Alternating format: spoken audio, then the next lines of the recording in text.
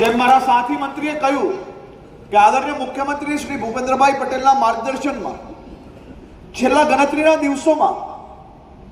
45,000 જેટલા યુવાનોને નોકરી એનાયતના પત્ર આપવામાં આવ્યા।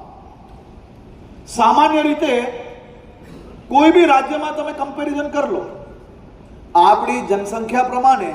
આટલા ઓછા દિવસમાં આટલી મોટી સંખ્યામાં સરકારની બધા વિભાગોની અલગ અલગ વ્યવસ્થાઓમાં રાજ્યના યુવાનોના સપના સાકાર કરતી 45,000 જેટલા લોકોને નોકરી એનાયત કરવું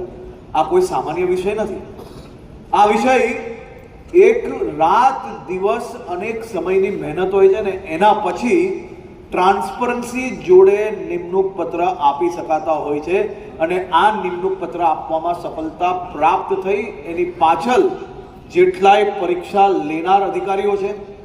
તેમને હું આજે અભિનંદન આપું છું। ચાહે તમારી ડ્રાઈવર અને હેલ્પરોની પરીક્ષા હોય,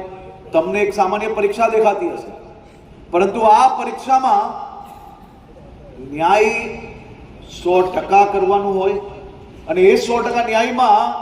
કોઈ બી જગ્યા પર કોઈની જોડે અન્યાય ના થાય એ સૌથી પહેલા જ્યારે ચિંતા કરવાની હોય ને ત્યારે આટલા ટૂંકા ગાળાની અંદર આ નોકરીઓ કમ્પ્લીટ કરવી, આખી પરીક્ષા આ નાની વાત નથી। એટલે હું સૌ લોકોને એના માટે બી અભિનંદન